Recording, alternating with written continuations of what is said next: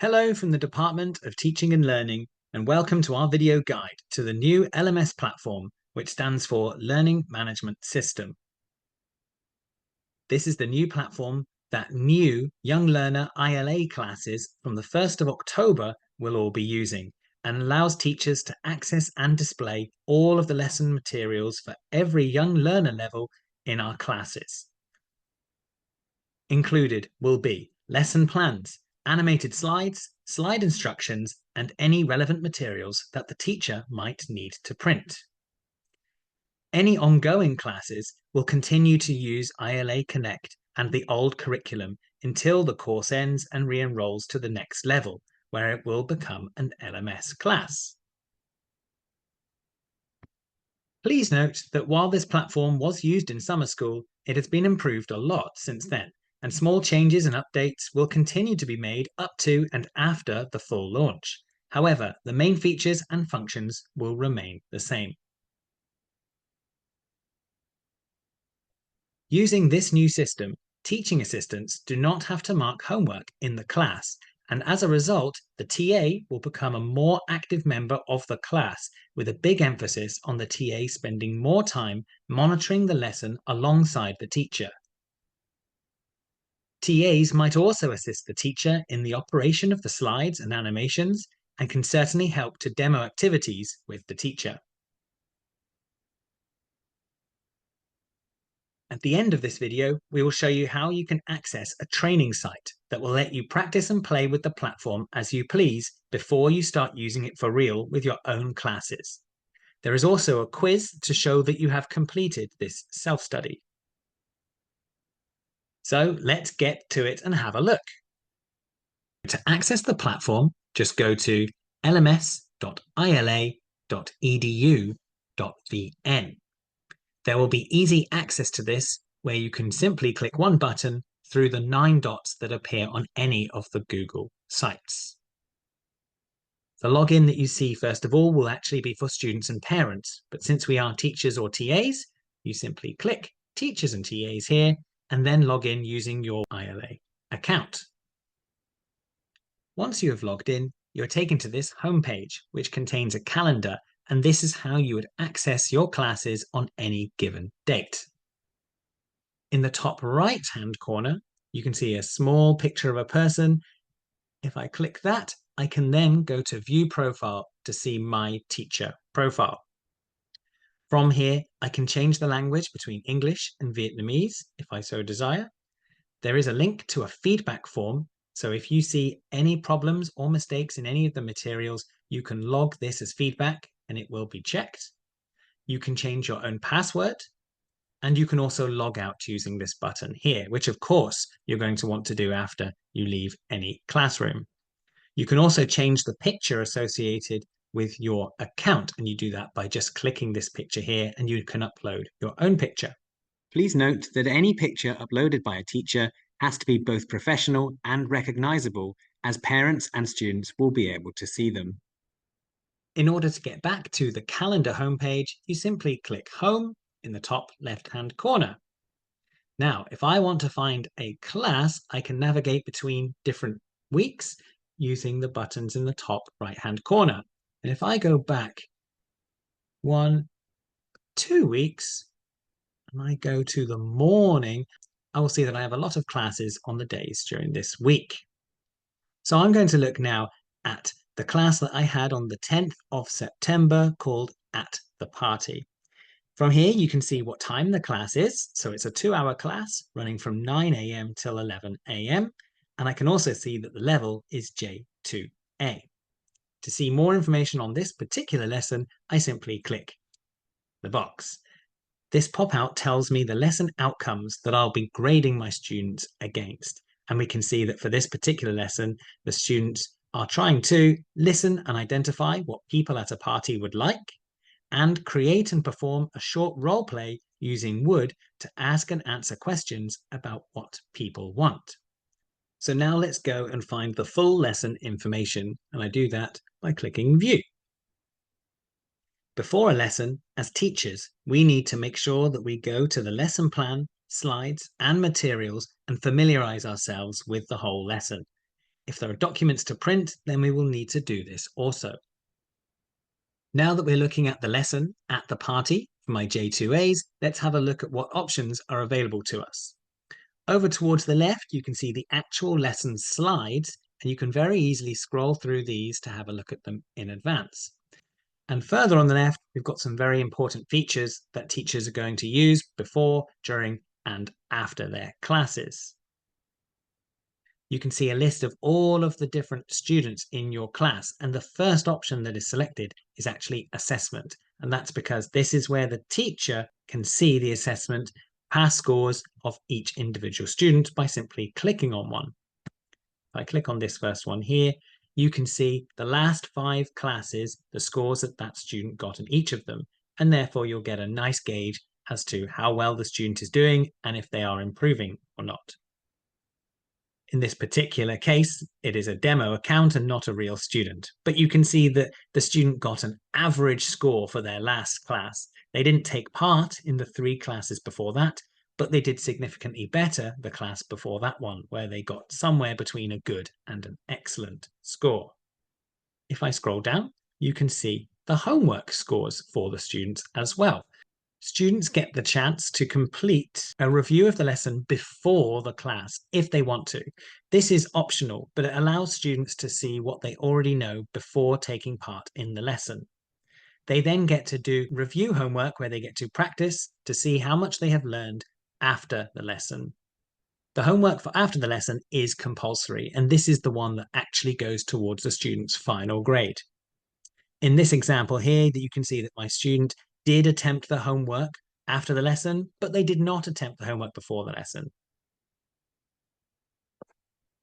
If I scroll down even further, I can see the attendance of the student and whether or not they completed the lesson aims, since this is a past lesson.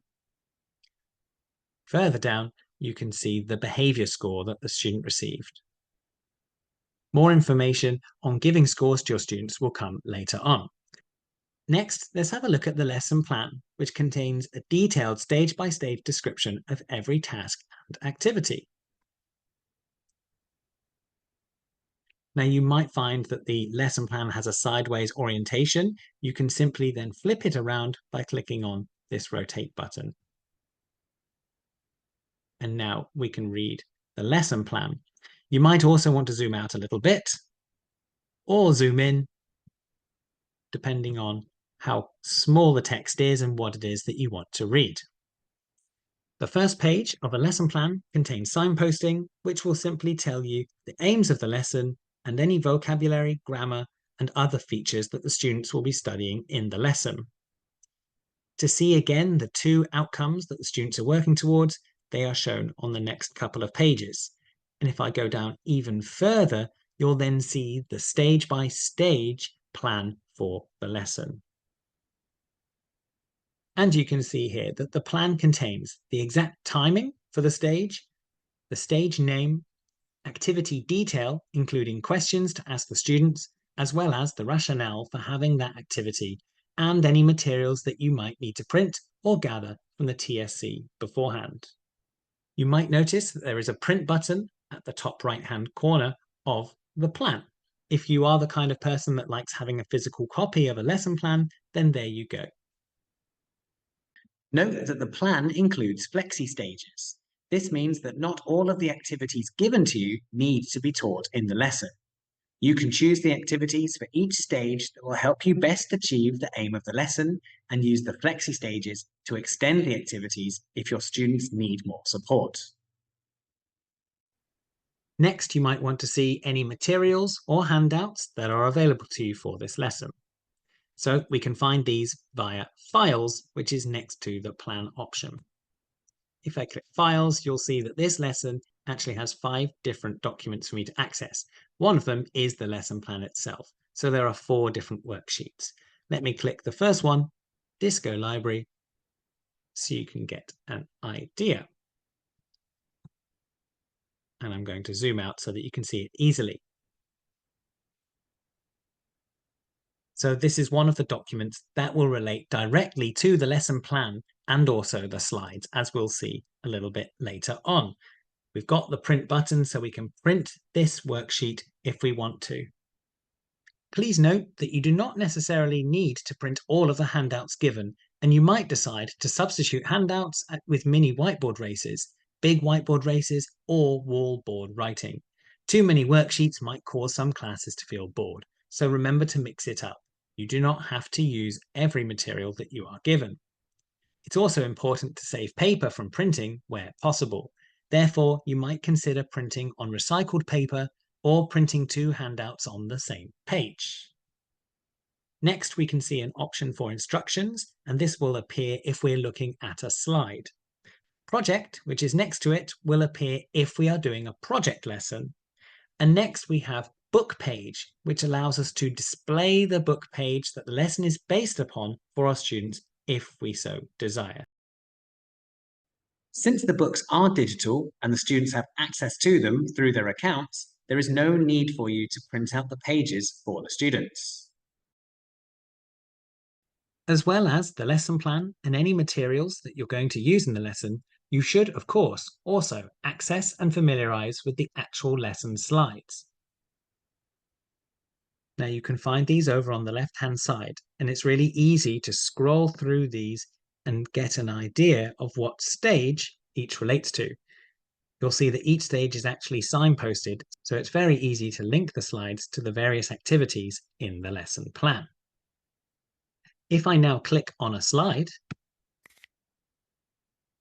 you'll see that the instructions option has come to life, and there are now some instructions for the teacher so that they know how to run the activity. These instructions are actually going to be visible on the teacher's computer on their desk. So if you need to see some instructions very quickly, you can always do this, and you'll see an example of this in just a moment. Okay, so some key tips for before the class. First, use the calendar to click on the correct day and then the lesson. Find the materials needed for the lesson and print for the students where necessary. Go through the lesson plan and the slides at the same time for every activity. Practice an activity if it is unfamiliar to you, or ask your TLM or senior teacher for support. Make sure you're aware of any additional links and videos that you might also need to click on at certain points of the lesson. And now some notes on adaptation and differentiation. Teachers are encouraged to personalise their teaching and adapt the activities in the lesson if it's necessary for their students. You can use Google Slides to supplement the lesson or replace certain stages. If you do decide to adapt the LMS lesson plans, then please make sure that the lesson outcomes are the same as in the LMS. Okay, now let's have a look at what you would do during an actual class and how you present the lesson to your students, as well as some of the useful tools you have at your disposal. From the same lesson screen that we've been working on, click on the first slide, assuming that you want to start at the beginning of the lesson. And now click on the uppermost option on the left, Present.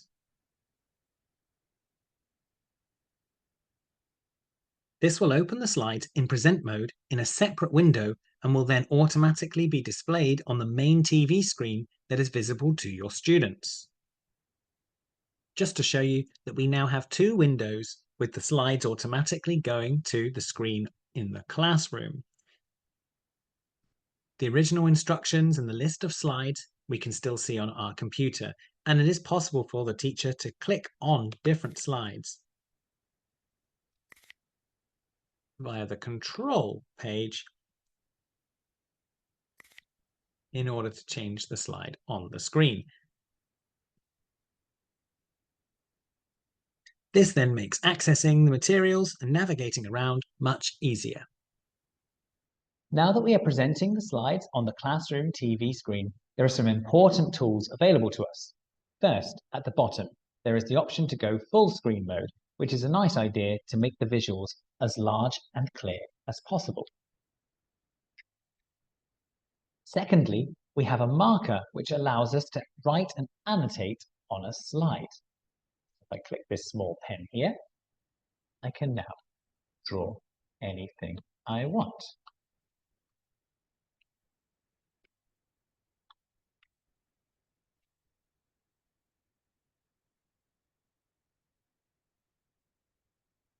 This could be particularly useful if you're running a feedback activity or if you want to highlight or underline something for your students on the screen. You can change the pen color between blue and red. So I can click the blue pen here and write in blue. Click the red pen and write in red, which will be difficult to see on this screen. And I can also click the yellow highlighter, and this will allow me to highlight text. Really useful if you have a story or sentences on the screen and you want to show the students something specific. The white option at the top is an eraser, and you can then use that to erase any of the text you like on the screen. However, if you want to erase all the text off the screen, you go to the eraser at the bottom and it takes everything away. We also have a timer symbol in the bottom right-hand corner, which we can use to set a countdown at any time during the lesson. For example, I might set a 10-second countdown. Click OK. Once set, the timer runs in the bottom right-hand corner so the students can still read the contents of the slide.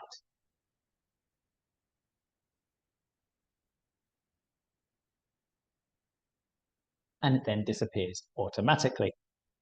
To move between the slides, we can use the left and right directional arrows on the keyboard. Right moves forwards and left moves back.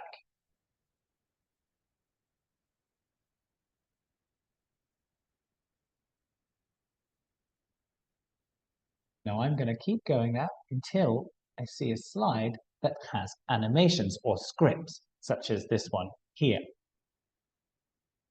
Now, if I continue to use the left and right arrows at this stage, it will move to the next slide and it will ignore all of the animations on the slide, which is not good. To activate a script or animation on the slide, we can either use the downward arrow on the keyboard to move through each individual script, such as bringing up the words for mother, father, and then switching the picture, then bringing up grandmother and grandfather. Or if you prefer, you can actually click on the bubbles over on the right-hand side. However, you need to make sure you click them in the right order, otherwise random things might happen, such as this. Therefore, it's probably easier to use the downward directional arrow on the keyboard. Now, if you do click on the script in a different order or something gets messed up on the screen, you can reset the screen back to its original state by simply pressing the Control key only on your computer keyboard. That will take the slide back to the very beginning, and you can then go through the script again in the right order. Let's move on now and look at some different slides. The next set of tools that we have available to us appear if we right-hand click anywhere on the slide. The right-hand click menu also gives you another option to run a script, such as clicking Show Title here. And it also contains links to the documents that are important for the lesson.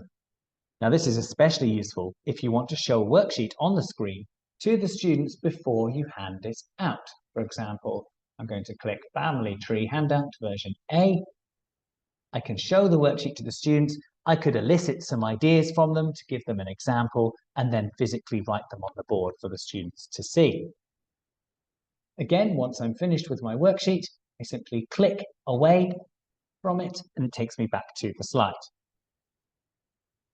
This menu also has links to any external resources that you might need, such as YouTube videos, to play or to show the students in the lesson. Let's have a look at an example of this. So now I can right-hand click, and if I go to links, we have a link to the alphabet song. If I click that, it will open YouTube in another window. There is another option to reset the slide if you get yourself into a muddle and you want to take all the animations back to their original state. You can simply click Reset Slide here. Finally, let's have a look at the responsibilities that we have after class and how we conduct them. Something new for ILA classes is that teachers will now fill in the formative assessment for each of the students every class. Teachers will need to go to Assessment over on the left. We have each of the student names on the left and then the 2 lesson outcomes at the top. The first of which for this lesson is to recall and use the vocabulary and grammar being tested and demonstrate the reading and writing skills being tested. The teacher simply has to select the drop-down menu for each of the 2 outcomes and then decide which of the options relates to that student, 1 being the worst and 5 being the best. It's important for teachers to keep in mind what the different numbers mean. 5 doesn't just mean good, it actually means exceptional. Therefore, your students are very unlikely to be getting 5s consistently. It is much more likely that students will be getting around about the 3 mark. So please make sure that you give your students the correct number. 3 actually means proficient, 4 excellent, and 5 exceptional. If a student gets a 2 in a certain area, this is just showing that the students still have areas to work on. Once teachers have given scores to the different objectives, they then give the students a comment based on their behaviour in the lesson. You can see that the options for this are uncooperative and uninterested, distracted, good, attentive, and cooperative and engaged. And let's say that student 20 was attentive. Attendance is still filled in by the TA like it always was. Once you've finished filling in your comments, then you need to make sure that you click Save.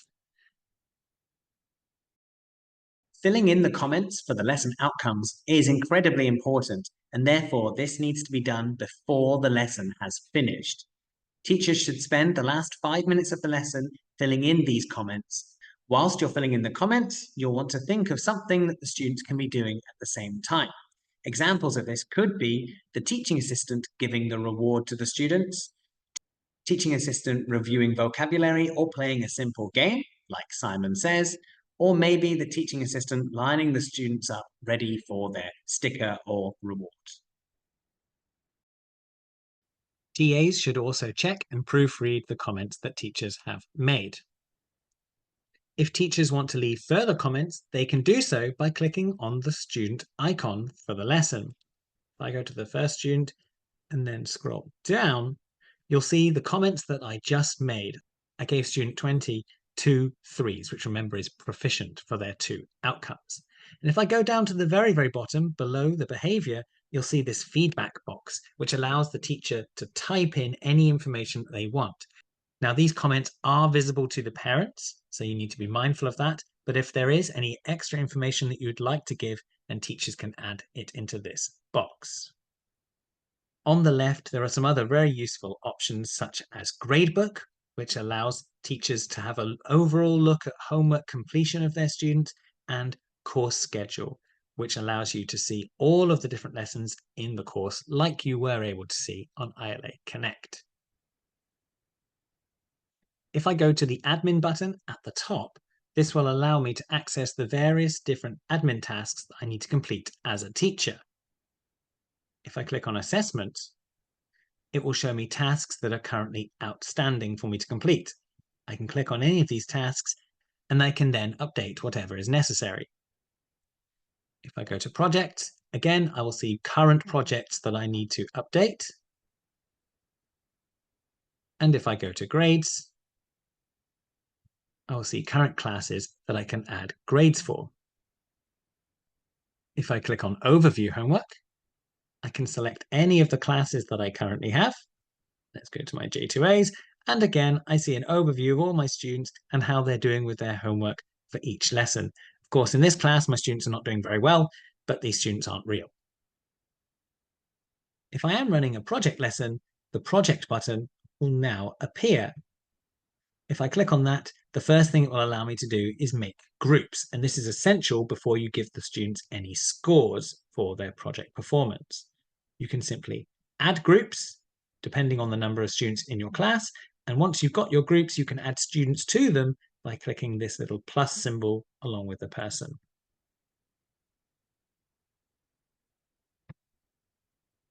If you want to practice using the platform before you start to use it for real, you can do so using our training site. Simply go to lmstrain.ila.edu.vn,